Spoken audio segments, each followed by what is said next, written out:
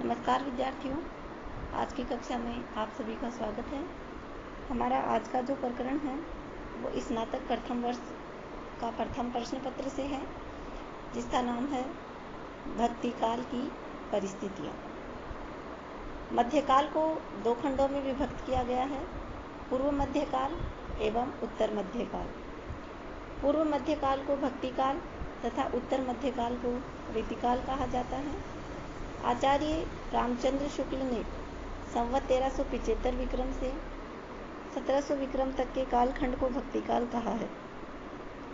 उनके अनुसार इस कालखंड में भक्ति भावना की प्रधानता थी, इसलिए प्रवृत्ति की दृष्टि से इसका यह नामकरण उचित है। डॉक्टर नगेंद्र ने अध्ययन की सुविधा की दृष्टि से 1350 ईस्वी से 1650 ईस्वी तक भक्तिकाल की समय सीमा स्वीकार की है। इतिहास के क्रम में प्रत्येक कालखंड अपने पूर्व परंपरा के व्यापक योगदान तथा अतीत की विभिन्न घटनाओं और उसके प्रभावों को आत्मसात करने के बाद भी मानवीय जीवन के संघर्षों, सुख दुख, आशा आकांक्षाओं और बेहतर भविष्य की कामना से बुने हुए स्वप्नों के संदर्भ में अपने युगीन परिवेश से गहराई से जुड़ा रहता है। भक्तिकाल भी इसका अपवाद नहीं है। अतः यहाँ भक्तिकाल की राजनीतिक, आर्थिक, सामाजिक, धार्मिक तथा सांस्कृतिक परिस्थितियों का संक्षिप्त परिचय प्राप्त करेंगे हम। सबसे पहले देखते हैं राजनीतिक परिस्थिति। राजनीतिक दृष्टि से भक्तिकाल का विस्तार मुख्य रूप से सल्तनत काल के तुगलक वंश से लेकर मुगल वंश के बादशाह शाहजहां के शासनकाल तक है। दिल्ली सल्तनत का इतिहास तुर्क आक्रमणकारी मोहम्मद गोरी के द्वारा भारत पर आक्रमण से शुरू होता है। राजपूत राजाओं की परस्पर फूट तथा शत्रुता के कारण पृथ्वीराज चौहान मोहम्मद गोरी के हाथों तथा जयचंद कुतुबुद्दीन ऐबक के द्वारा मारा गया। इसके पश्चात ही दिल्ली सल्तनत की स्थापना हुई। 13वीं सदी के अंत तक दिल्ली सल्तनत का विस्तार न सिर्फ मालवा और गुजरात तक बल्कि दक्कन और दक्षिण भारत तक हो गया। साम्राज्य के विस्तार एवं केंद्रीकरण की नीति की शुरुआत अलाउद्दीन खिलजी के द्वारा हुई एवं मोहम्मद बिन तुगलक काल में यह नीति अपने चरम पर पहुंच गई थी। बाद में सैयद वंश के लोदी सुल्तान इब्राहिम लोदी को बाबर ने पानीपत की लड़ाई में हराकर 1526 ईस्वी में मुगल वंश की स्थापना की। 1556 ईस्वी में बाबर के पुत्र हुमायूं की मृत्यु के बाद मुगल शासन की बागडोर अकबर को मिली, जिसने विशाल और स्थिर मुगल साम्राज्य की स्थापना की। अकबर के बाद 17वीं सदी का पूर्वार्ध कुल मिलाकर प्रगति और विकास का काल था। इस अवधि में मुगल साम्राज्य जहांगीर तथा शाहजहां इन दो शासकों के कुशल नेतृत्व में रहा। शाहजहां के अंत के साथ ही हिंदी साहित्य में भक्ति काल की भी समाप्ति हो गई। इसके बाद ही हिंदी साहित्य के इतिहास में रीतिकाल का दौर शुरू हो गया। अगली जो परिस्थिति है वो है आर्थिक एवं सामाजिक परिस्थिति। तुर्कों के द्वारा भारत में शासन कायम करने से लेकर शाहजहां तक के राजनीतिक इतिहास में सबसे महत्वपूर्ण तथ्य केंद्रीकृत शासन व्यवस्था है। इन शासकों ने शासन व्यवस्था को सुचारू रूप से चलाने के लिए केंद्रीय प्रशासन और स्थानीय प्रशासन की स्थापना की। साम्राज्य को विभिन्न सूबों में, फिर सूबों को सिक्कों में विभाजित किया गया। सिक्के के नीचे परगने होते थे। गांव में खुद मुकदम पटवारी के माध्यम से भू राजस्व की वसूली की जाती थी। इस तरह केंद्र से लेकर गांव तक एक सुचारू व्यवस्था कायम हुई थी।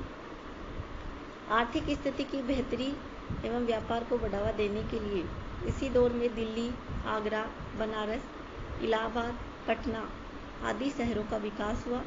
ये शहर आगे चलकर व्यापार के प्रमुख केंद्र बने।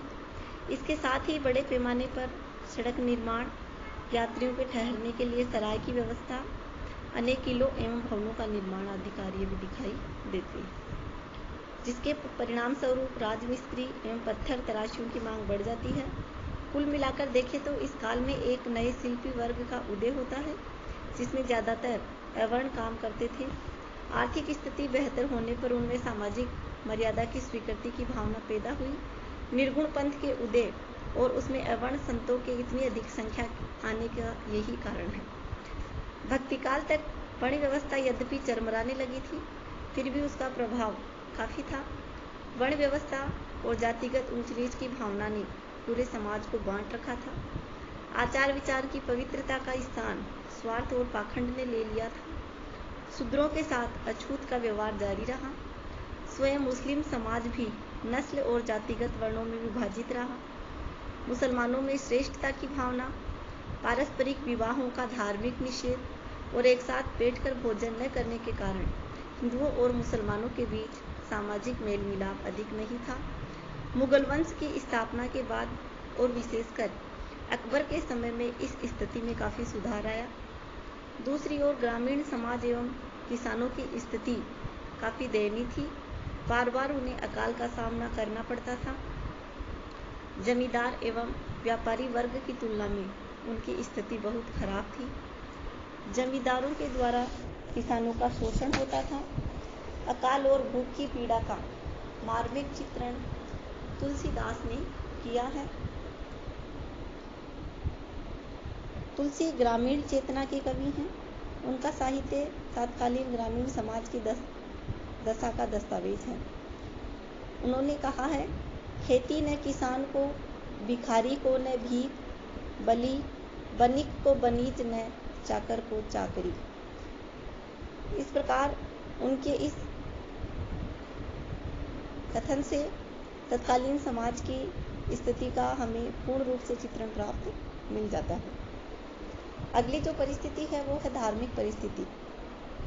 उत्तर भारत में तुर्कों का आगमन तथा दिल्ली सल्तनत की स्थापना विकास और खलबली दोनों साथ लेकर आया। विजय के आरंभिक चरण में अनेक शहरों को लूटा गया और मंदिरों को तोड़ा गया। कई मंदिरों को तोड़कर मस्जिद में परिवर्तित कर दिया गया। हिंदुओं और जैनियों आदि के पूजा स्थल के प्रति उनकी नीति मुस्लिम कानून पर आधारित थी, जो अन्य धर्मों के नए पूजा स्थलों के निर्माण की इजाज़त नहीं देता। फिर भी गांव में जहां इस्लाम का प्रचार नहीं था, मंदिर के निर्माण पर कोई प्रतिबंध नहीं था। धर्म परिवर्तन कर इस्लाम स्वीकार करने का कारण राजनीतिक और धार्मिक लाभ की आशा अथवा सामाजिक प्रतिष्ठा प्राप्त करने की ललक थी। कभी कभी कोई प्रसिद्ध शासक या जनजाति का प्रधान धर्म परिवर्तन करता था तो उसकी प्रजा उसका अनुकरण करती थी। इसी दौर में हिंदू और मुसलमान दोनों में कुछ कट्टर लोग धर्मांधता फैला रहे थे। इस सब के बावजूद पारस्परिक सामंजस्य और मेल मिलाप की धीमी प्रक्रिया भी आरंभ हुई। यह प्रक्रिया वास्तुकला, साहित्य, संगीत आदि क्षेत्रों में अधिक स्पष्ट रूप से दिखाई देने लगी। आगे चलकर यह प्रक्रिया धर्म के क्षेत्र में भक्ति आंदोलन और सूफीवाद के रूप में दिखाई देने लगी एवं मुगल काल 16वीं और 17वीं शताब्दी में काफ़ी प्रबल हो गई।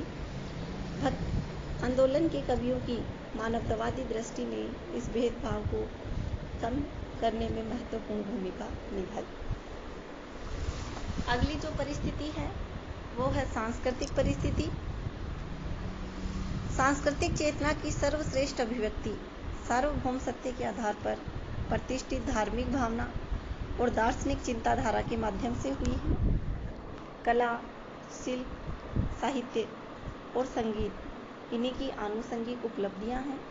इन सब का क्षेत्र विशाल मानव समाज है, जिसकी प्रेरणा और प्रसाद से मनुष्य जीवन यापन करता है।